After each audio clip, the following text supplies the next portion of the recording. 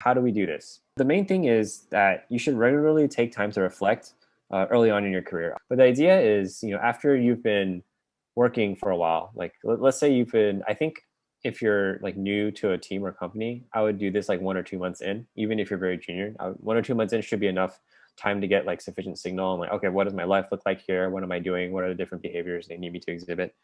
And write down everything that you do.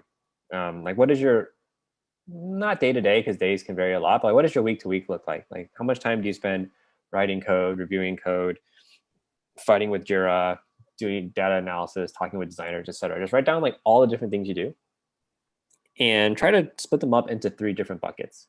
The first one is something that you genuinely enjoy.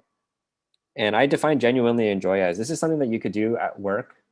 Like you can easily work late into the night doing this particular thing, and it won't feel like work. You'll actually be happy about it. Like it's very easy for you to get lost in this particular like task or behavior because you enjoy it so much.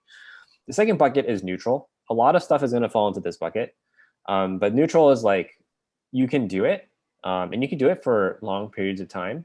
But within that 8 hour kind of work span, this is not something you get lost in. It's like, okay, I do this because I need to do it in order to keep my job, and it's okay. It's not too bad.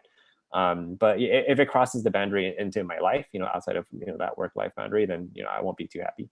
The last bucket is chores, which is something that you are pretty much only doing in order to keep your job, because you have to do it. A lot of like bureaucratic operational stuff often falls under this, especially for engineers.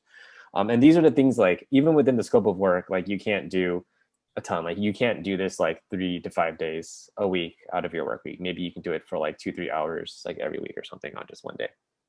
So the important thing here is you essentially want to figure out what goes in that first bucket, and you want to essentially communicate that to your manager, which we'll talk about later, and then kind of form a plan around that.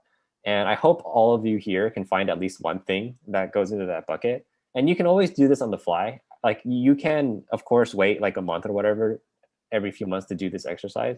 But if you notice like yourself getting lost in something and you have this moment where it's like, oh my God, I've been working on this until like 10 p.m., but I was having so much fun, I lost track of time. Write that down. Like what were you doing? Like what made you get lost until 10 p.m. like out of sheer enjoyment? That's super important.